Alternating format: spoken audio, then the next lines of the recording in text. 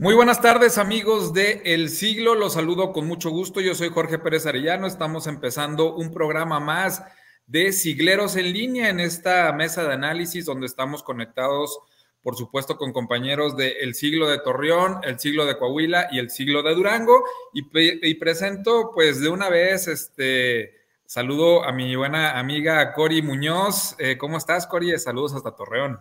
Hola, ¿qué tal? ¿Cómo estás, Jorge? Pues terminando la semana pasada con muchísima información y bueno, este 6 de febrero no nos dejó, parecía sueto, pero realmente fue de grandes sorpresas en términos informativos. Así es, en términos informativos, mucho de qué platicar, vamos a estar hablando de eso, y mientras se conectan los demás compañeros, pues saludamos también a la gente que está ya siguiéndonos en línea en este programa, donde por supuesto ustedes también pueden participar, es lo importante, Cori, lo hemos dicho, la idea es por supuesto analizar temas, pero con la participación de los sigleros que están en línea, todos los lectores del Siglo de Durango que generalmente nos siguen a través de las redes sociales. Sí, claro, los esperamos a que participen con nosotros. Desde luego, los temas que han estado candentes, sobre todo para el caso de Coahuila y las elecciones, la controversia que emitió el gobierno del estado de Coahuila junto con los municipios de Saltillo y de Torreón con relación al Plan B, específicamente con el tema de comunicación social.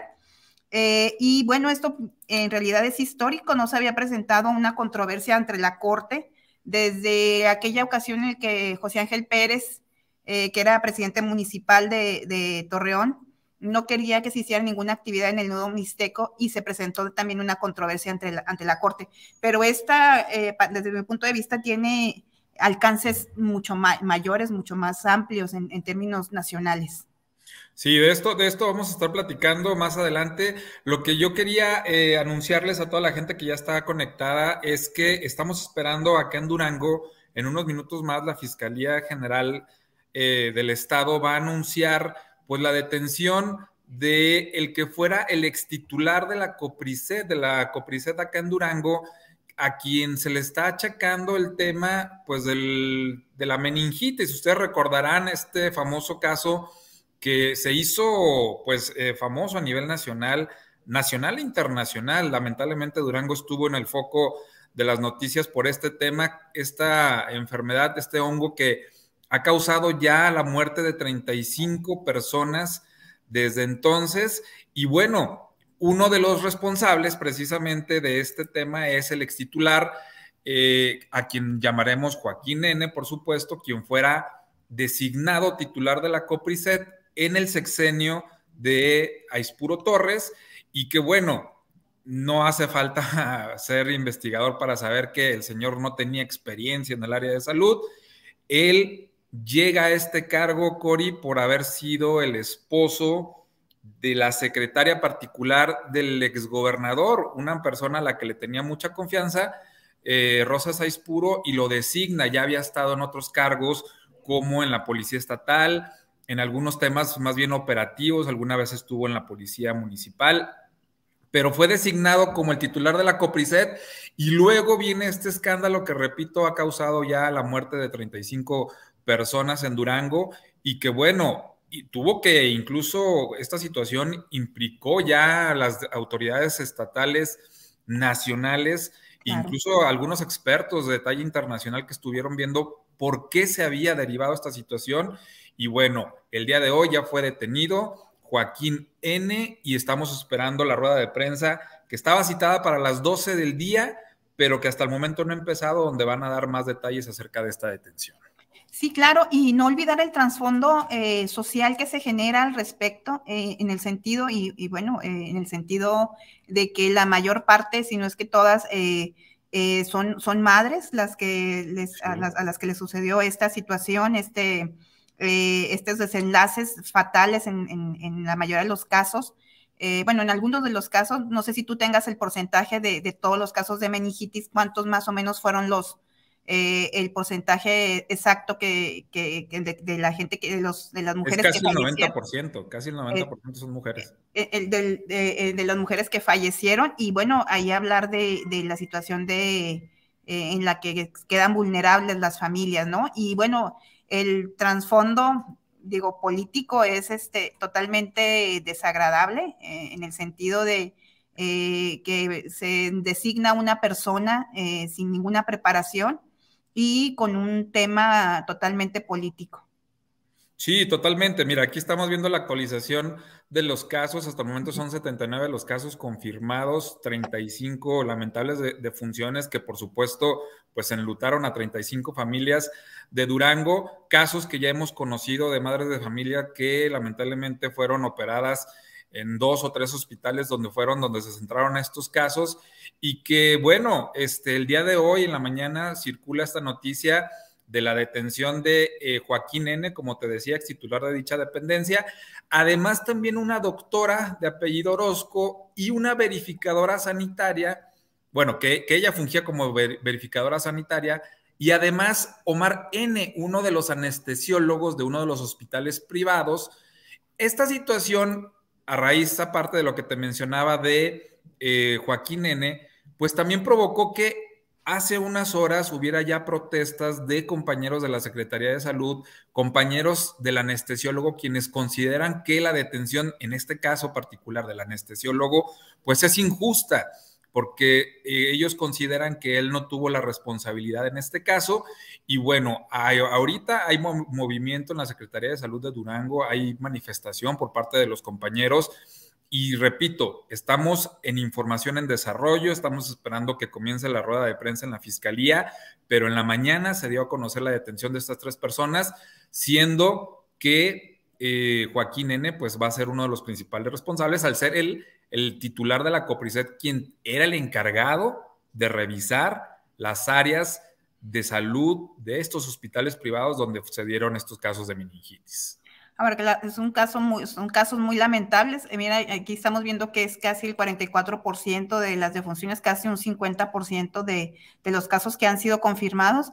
Ahora, también tendremos que hacer un recuento hacia atrás, ¿no? Porque esto es algo hasta de lo que se tiene registro o de donde se empezó a detectar, pero no sabemos en cuántas irregularidades más se hayan caído precisamente por este escenario, ¿no? Donde entra el tema político y no se toma en cuenta que sean personas realmente capacitadas para asumir los cargos o los liderazgos que se necesitan. Desde luego, una área tan sensible no puede estar ahí una persona improvisada. Estamos dándole también la bienvenida al buen Carlos, ya está conectado con nosotros, también de El Siglo del Torreón. Carlos, ¿cómo estás? Buenas tardes. Hola, buenas tardes, Jorge. Muy bien, ¿y ustedes qué tal? ¿Cómo están? Bien, ya estamos aquí conectados, Sigleros en línea, y estamos actualizando este tema. Repito, lo que está sucediendo ahorita en la Fiscalía, que en unos momentos más va a dar esta rueda de prensa. Y bueno, el día de ayer, que fue precisamente día festivo, se dio a conocer la muerte de otra mujer de 44 años, perdón, originaria de Canatlán. Ella también, pues, perdió la vida por este tema. Y repito, es una situación triste, lamentable, donde cuando se da esta situación, recordemos, el gobernador Esteban Villegas, pues promete ir al fondo de esta situación, promete ir contra quienes estuvieran involucrados. Ya se habían lanzado 7 órdenes de aprehensión por parte de la Fiscalía de Durango contra los directores de estos hospitales privados que habían estado involucrados en los casos. Y bueno, les digo, el día de hoy ya se anuncia la detención de Joaquín N., quien fuera el titular de la COPRISET en Durango. Sí, totalmente, Carlos. Estamos tratando el tema actualmente de lo de la meningitis. No sé si tú tengas algo que comentar al respecto. Se me hace que está muteado. Carlos. No, ya, listo. Sí, es que tengo ruido acá, ruido ambiental. Bueno, sobre el caso, pues sí, en espera de lo que salga en la rueda de prensa, realmente sí es uno de los casos, es un caso bastante sensible, efectivamente.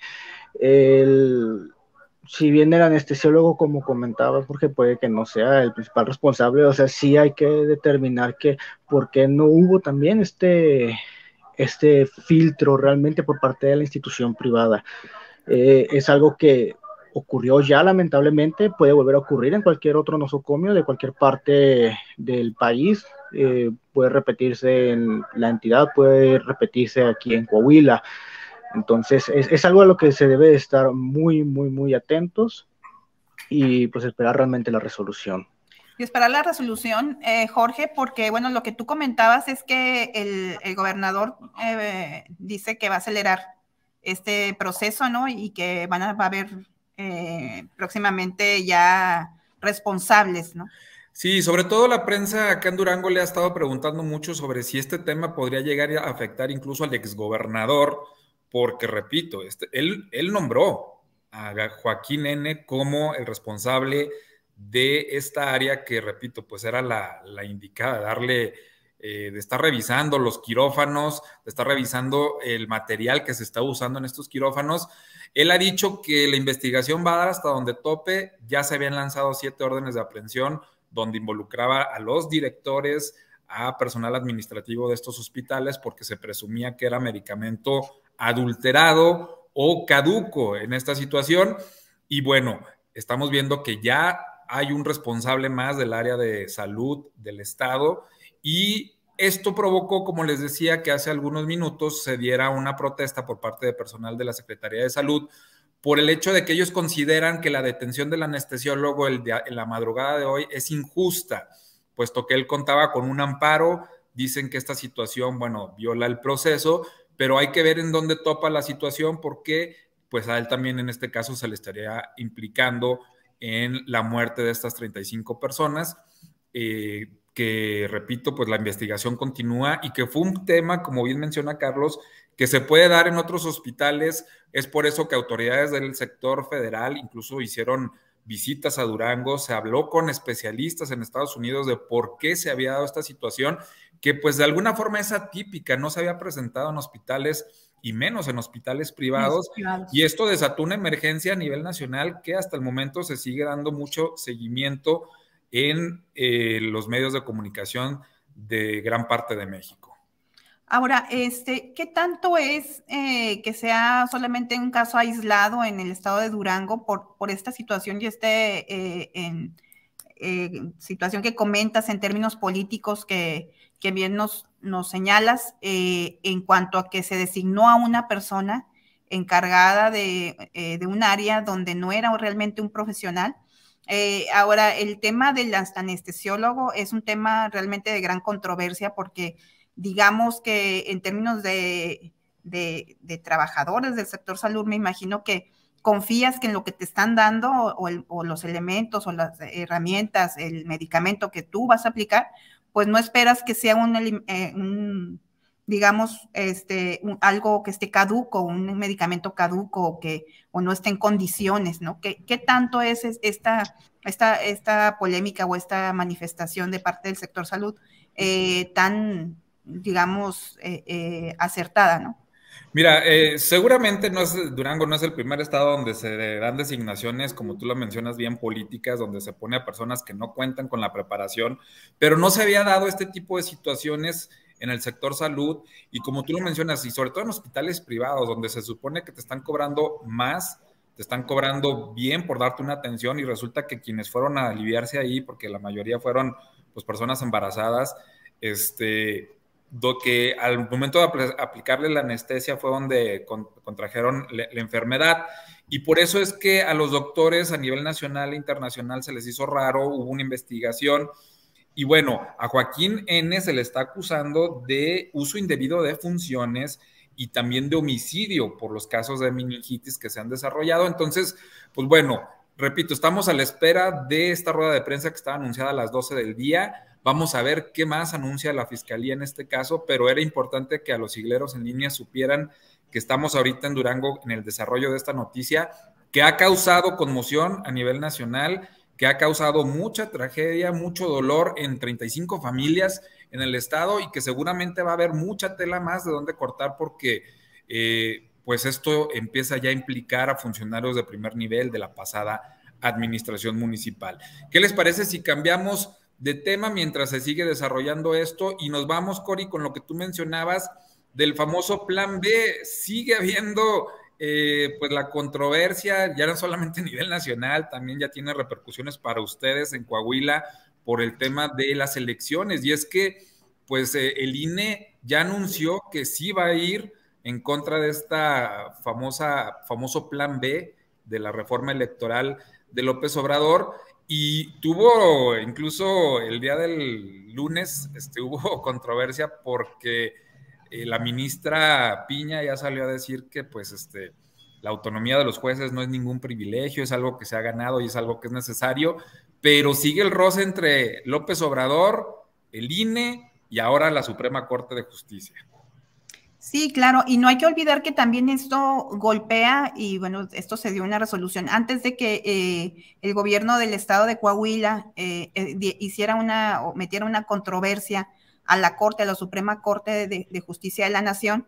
Anteriormente ya el Tribunal Electoral del Poder Judicial había determinado que digamos que el plan B no era aplicable para las elecciones en Coahuila, precisamente por un tema relacionado con las famosas corcholatas que estuvieron en Francisco y Madero, y que causó mucha controversia. Se metió un recurso para reclamar, y este tribunal electoral señaló primero que pues que no era pues válido, ¿no? No era aplicable el tema a señalar con relación al plan B.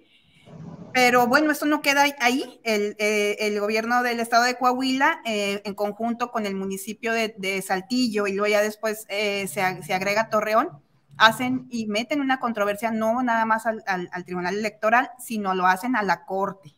Y esto es algo histórico, sí tenemos que señalarlo. No se había dado una controversia de este estilo, de esta manera, o sea, estilado de esta forma. Desde aquella administración de José Ángel Pérez, que actualmente, bueno, no sabemos si es morenista, el José Ángel Pérez ya estaba banderado, estaba en el PT, pero lo vimos recientemente apoyando a Guadiana. Entonces, bueno, ya no se había dado después de esta administración, que fue donde se oponían a hacer cambios al nudo mixteco. Entonces fue el gobierno del estado de Coahuila en aquel entonces que metió esta controversia, y desde ese momento no se había presentado. Vamos a ver las implicaciones, porque desde luego esto también va a traer implicaciones para la elección en el Estado de México. Así es, saludamos a Ángel Chávez, que también ya se conectó. Buenas tardes, Ángel. Jorge, Cori, Carlos, buenas tardes, un gusto estar con ustedes. Estamos platicando precisamente de lo que está sucediendo en Coahuila con este famoso plan B, que por cierto decía un estudio que va a ser la reforma más impugnada de la historia de este país. Sí, el Instituto Belisario Domínguez precisamente fue el que señaló esa parte, que efectivamente están previendo que vaya a haber muchas controversias, muchas impugnaciones, y es entendible porque precisamente cada administración parcha definitivamente, modifica, genera reformas a lo que viene siendo la Constitución, pero efectivamente estos cambios sí son históricos. Si el plan B electoral pues, viene efectivamente, como hemos dicho en bastantes ocasiones, a restar poderes principalmente a lo que viene siendo los institutos locales. Principalmente es donde se viene el golpe fuerte. También es la falta de que se pueda generar una elección de especialistas en el tema. Realmente no hay registro de un país con una democracia fuerte y establecida donde las personas, los civiles, el pueblo, como llama el presidente Andrés Manuel López Obrador, elija a sus propios consejeros electorales. Entonces, esto podría venir a lastrar fuertemente lo que viene siendo los procesos electorales. Coahuila y el Estado de México, pues van a ser definitivamente un punto de partida para lo que pueda por venir. Sí, Ángel, es una realidad que a quienes más les preocupaba precisamente esta reforma desde que se anunció a finales del año pasado, pues era ustedes en Coahuila, porque precisamente había proceso electoral en puerta, y como dice Carlos, pues seguramente les iba a afectar en la planeación a los órganos electorales, porque ya con una reforma encima con lo que estaba pretendiendo recortar, tanto de recursos como de personal, se hablaba de despidos de más de 2,000 personas a nivel nacional, que iba a ser incluso algo que ni siquiera iba a haber dinero para liquidaciones.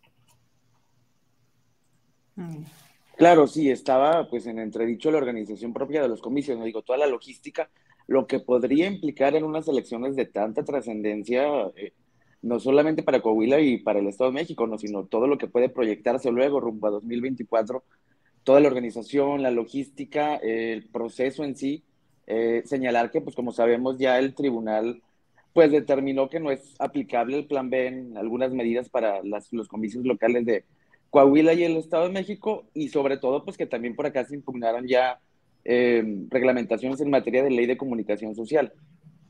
Sí. Incluso ahí agregar que es paradójico, pero precisamente el plan B se hace inaplicable, precisamente después de una denuncia que hacen en el PRD por un evento que hicieron las famosas corcholatas de López Obrador, porque bueno, ya hay otras corcholatas que no son de López Obrador, pero ahí están en el escenario, y bueno, ahí es lo que es paradójico, ¿no? El primer señalamiento que se hace, que es el Tribunal Electoral del Poder Judicial, es el que hace el señalamiento, y precisamente por un tema relacionado con el partido que apoya o que aprobó el plan B, ¿no? Sí, oye, y por cierto, hablando de elecciones, que ustedes están en eso, vimos, se hizo viral este famoso meeting donde estaba uno de los abanderados del Partido del Trabajo, y que resulta que el maestro de ceremonias por ahí le cambió el discurso, las porras. ¿Cómo estuvo esto? Platíquenos a quienes estamos acá siguiendo las elecciones desde lejos. Ya se presentaron dos escenarios ahí, precisamente con el candidato del PT. Una de las razones que sí, o sea, se tendría que poner en análisis es que tanto trata este candidato de victimizarse dentro de la misma elección, cuando no fue él el ganador de una encuesta, fue claramente el tercer lugar en una encuesta que avalada, señalada en la mañanera por el mismo presidente, que dijo que quedó en primer lugar el senador Guadiana, después estuvo otra figura como Luis Fernando Salazar, y después quedó este otro personaje, entonces quedó en tercer lugar, sale fractura Morena en este sentido, y bueno, salen estos escenarios que al final de cuentas sí te dejan un poco la duda si realmente no buscan algo más que a lo mejor victimizarse, o reflectores, o querer, no sé, algunas líneas en los diarios, ¿no? Que sí puede ser, digo, no nos extraña, porque así hay quienes a nivel nacional han hecho su campaña. Cuando están abajo en el tema de las encuestas, pues lo primero que hacen es: tenemos que figurar, y figurar de alguna forma como sea. Se puede pensar, porque a lo lejos así lo vemos, como que a lo mejor hasta son actos provocados donde se pudiera nada más estar buscando reflectores. Sí. El detalle, si puedo contribuir, sí. Concuerdo en que, digo, la necesidad o la intención, pues, no, de estar figurando, sea mediáticamente, sea a través de redes sociales, que ya vimos cómo jugaron un papel importante en redes sociales desde elecciones federales con AMLO. Sí creo que, digo, tras la fractura que se generó en Morena o la izquierda acá en Coahuila, es muy complicado o muy arriesgado tratar de luego llamar a una unión, pues a raíz de la victimización, o a raíz de, o tomando como escenario el ataque, o luego, vaya, pues las especulaciones que puedan surgir al respecto. También aquí es importante mencionar esa parte, retomando ese punto que estás diciendo, Chávez, sobre la fractura, porque también el presidente, no recuerdo fue hace unos días, no tiene mucho, que mencionó que realmente la izquierda ya está cooptada, toda aquella que no esté enteramente en el que viene a ser el partido del que él emanó como presidente, en este caso Morena. Entonces, ahí es importante recalcar, sí está mencionando, está deslegitimando precisamente a este personaje completamente en el trasfondo electoral inmediato, precisamente para nosotros en Coahuila, y también qué tanto va a impactar y qué tanto va a dañar en este caso a la oposición si es que se emana otro presidente de izquierda, en caso de que solamente vaya a haber dos bandos, a lo que él llama como tal, izquierda y la oposición, o izquierda y los conservadores, a lo que él menciona. Entonces también hay que hacernos esa pregunta, considero yo, independientemente como periodistas, también como ciudadanos, de qué tanto se va a polarizar más esto con este personaje a la esfera federal. Ahora, Sí, Jorge, sí quisiera comentar, bueno, ahí abonando a lo que dicen mis compañeros, el tema es el nivel al que puede llegar este tipo, la elección, ¿no? O las campañas electorales. Tú tienes la experiencia de Durango, la hemos comentado. Documentamos el siglo de Torreón y el siglo de Durango, documentamos todos los días lo que pasó en una elección en donde una candidata estaba totalmente fuerte, en un estado fuerte, y fue no por las acciones que haya hecho la oposición, en este caso va por Durango, no fue por la gran estrategia que se haya seguido, no fue por el despliegue o por en general nada, fue simplemente por las fracturas que se hicieron dentro del mismo Morena y dentro de la misma izquierda, si podemos llamar que existe una izquierda en Durango y en Coahuila, ¿no? Si lo podemos llamar así. A mí me gustaría mejor llamar la oposición en este sentido. Ahora, el punto ahí clave es a qué nivel pueden llegar las campañas con este tipo de situaciones que se están presentando, si suponemos que puedan ser armadas, ¿no? Porque digo, todo es posible, o si en realidad alguien haya ido, algún fanático de Manolo Jiménez, o no sé, ¿verdad? Que digo, yo me imagino que cada uno está centrado en sus campañas, en sus precampañas. Entonces, ¿a qué nivel la pueden llevar? ¿Qué es lo que podamos estar viendo en las próximas campañas electorales? Mira, ha pasado de todo. Acá en Durango vimos de todo, desde los políticos que ahora se dedican a bailar y a hacer TikToks pensando que eso es una forma de posicionarse en las redes, hasta los que anunciaron marchas. Recordemos que hubo uno de los perdedores en esta campaña interna en Morena, que fue José Ramón Enríquez, que anunció una marcha, una movilización hasta la Ciudad de México con tal de que se revirtiera la decisión de nombrar a Marina Vitela como la candidata.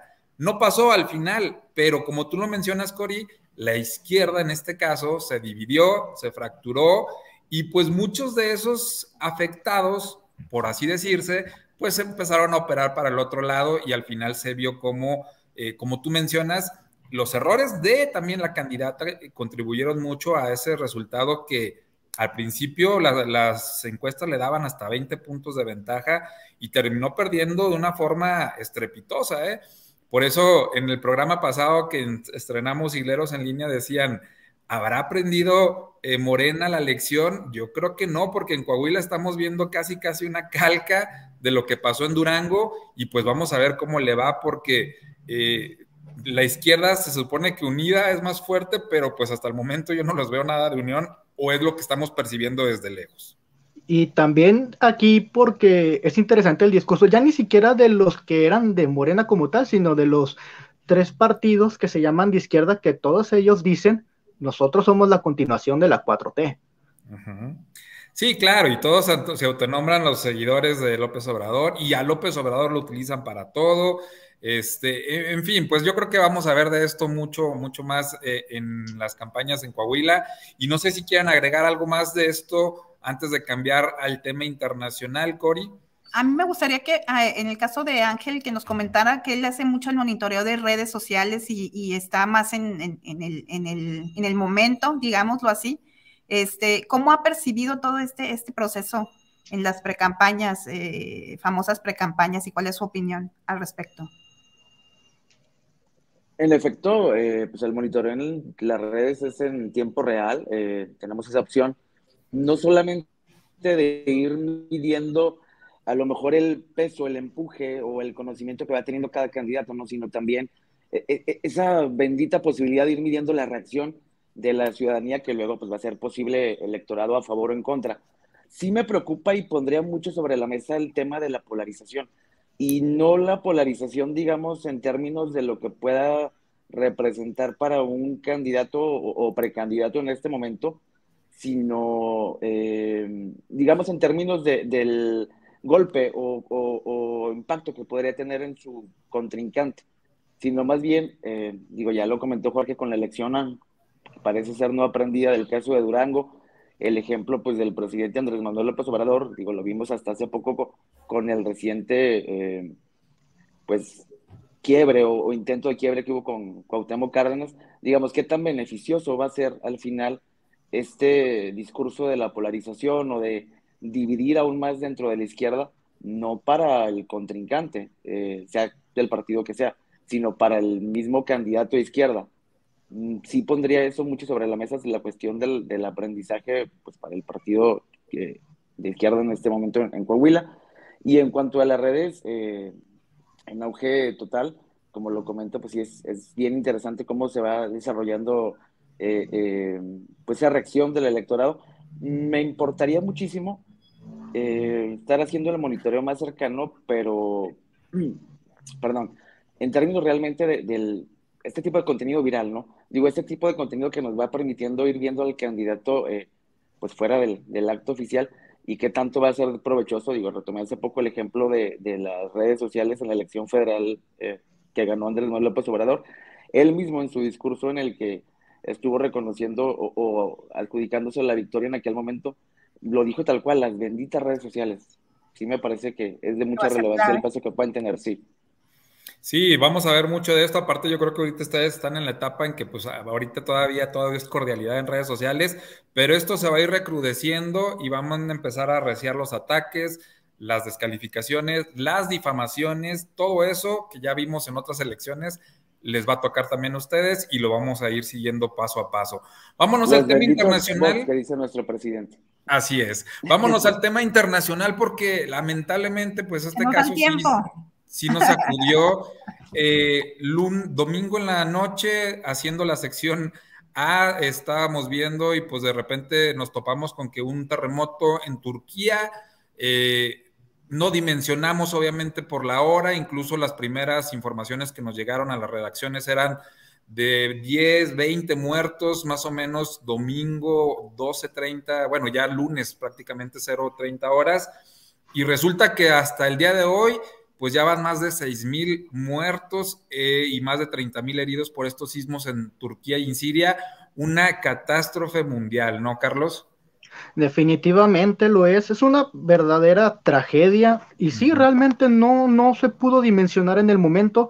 Recuerdo precisamente que para esa hora de la noche, aproximadamente a las 11 de la noche de nosotros, aquí en el horario de la Ciudad de México, el balance era de 100 muertos, o sea, 100 muertos por un sismo tan grave, o sea, es una cantidad bastante elevada de víctimas, pero jamás pensamos que fuera a incrementar a más de 6,000. Incluso este es catalogado de los sismos más fuertes en las últimas décadas y se informó que, o sea, haciendo acá una pequeña, un mapeo por decir, pues Turquía se encuentra en Europa oriental, ya es frontera con lo que viene siendo el Medio Oriente Asiático.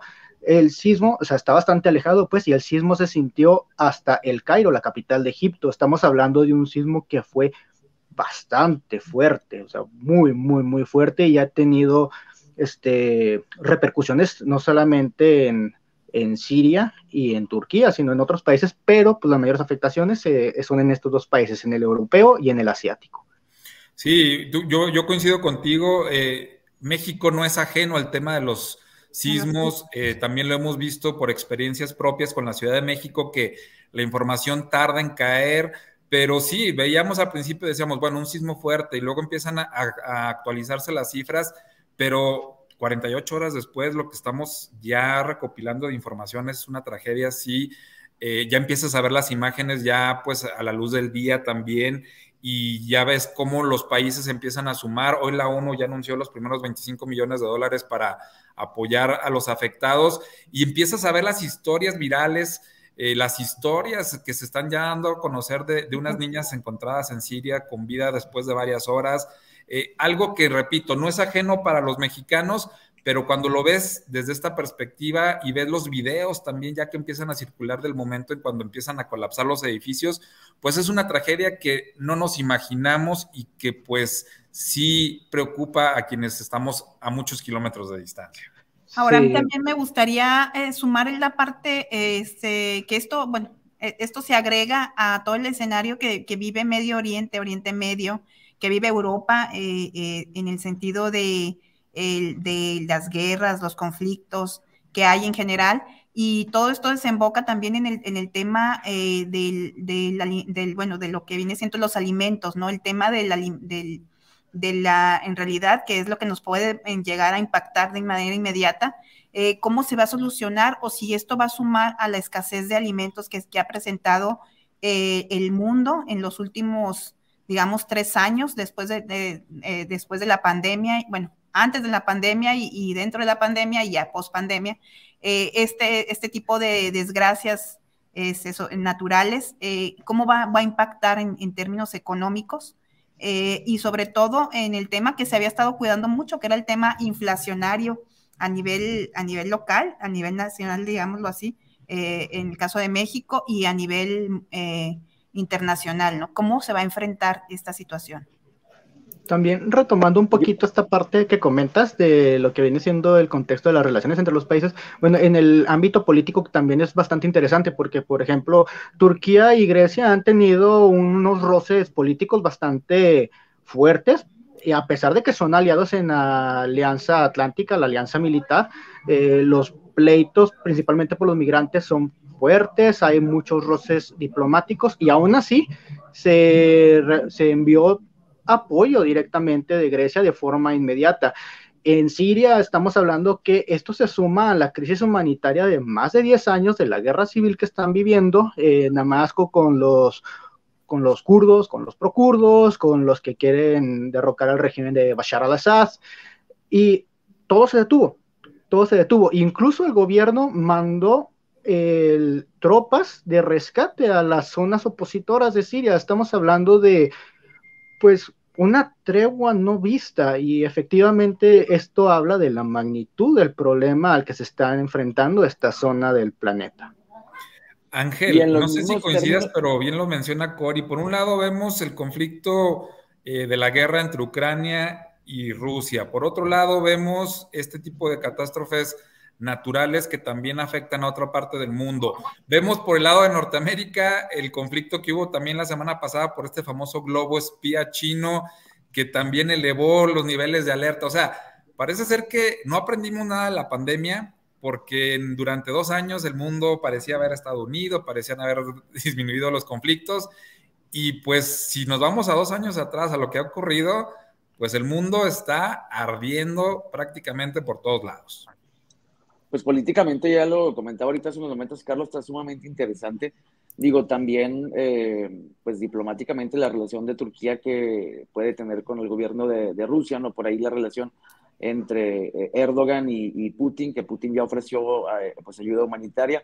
Digo, Rusia, por el contexto, como lo menciona Jorge, de la guerra actualmente con Ucrania, digo que también parada va a quedar Rusia, no me refiero políticamente o en términos de salir a relucir entre la devastación, sino digamos pues por el contexto bélico que está con el trasfondo de Turquía. ¿Qué tan golpeados estamos en este momento como para tener la posibilidad de, pues ya, digo, ir cimentando un bloque, al menos con ese enfoque humanitario, vaya? Sí, incluso digo, ahí sí nos vamos en términos políticos, ya Marcelo Ebrard anunció también que iban a ir por órdenes de López Obrador gente a apoyar.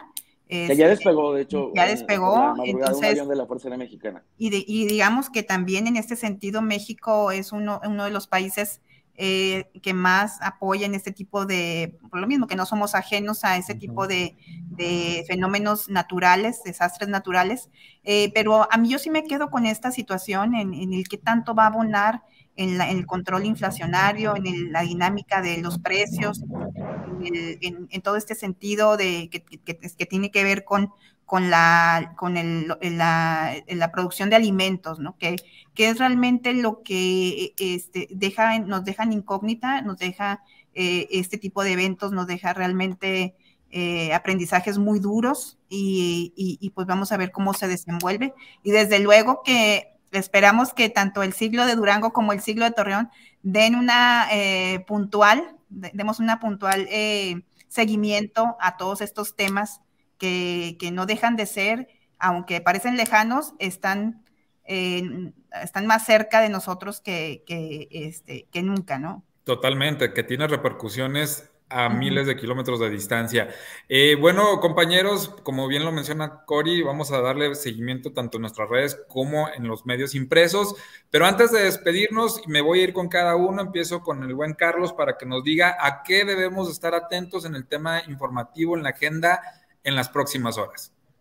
Bueno, en las próximas horas debemos estar atentos a lo que viene siendo todo lo que venga ocurriendo en torno al plan B electoral. El sismo también es muy importante. Efectivamente, sí hubo información de que hay mexicanos en Turquía, estar viendo también el desenlace de las acciones de rescate, que esta tragedia pues efectivamente va a afectar. Recordemos, lo internacional y lo local no están separados en lo más mínimo. El juicio a García Luna también es un punto interesante, hay que estarlo atendiendo, y considero que esos tres, al menos en lo inmediato, es lo que debemos estar atentos. Sí, lo de García Luna no lo podemos dejar de lado porque hay implicaciones incluso con el exgobernador de Coahuila, ¿no? Ya por ahí ya salió a relucir en el juicio. Ángel, ¿a qué le ponemos atención en las siguientes horas? En cuanto al sismo, yo me preguntaría, ¿qué tan preparados estábamos en este momento, política y económicamente, para una tragedia de este nivel mundial? Y por supuesto coincido con Carlos, el juicio contra García Luna, que además de ayer implicar a Humberto Moreira, hoy ya con las declaraciones del exfiscal de Nayarit, Edgar Beitia, pues ya tenemos ahí, ya salpicó también al expresidente Felipe Calderón. Entonces pues habrá que esperar la reacción del exmandatario. Ahorita que tocábamos el tema de las redes sociales, pues no estaría de mal estar monitoreando constantemente, invitarlos que estén al pendiente de Siglo de Torreón, Siglo de Durango, Siglo Coahuila, donde estaremos dando la más completa cobertura. Esos son mis dos temas para este día. Que por cierto, hoy en la mañanera López Obrador no quiso abundar mucho en el tema Moreira, ¿eh? Con algunos sí habla, pero con otros se mantiene muy certero. Yo creo que ahí sí, creo que el presidente lo notó como que algo prudente, en el sentido de que realmente también los que están dentro del mismo proceso, hablando ya del tema de García Luna, dentro del mismo proceso de este juicio en Estados Unidos, también son delincuentes, ¿no? Entonces, las mentiras también se pueden contar, se pueden decir, con tal de abaratar una condena, una sentencia.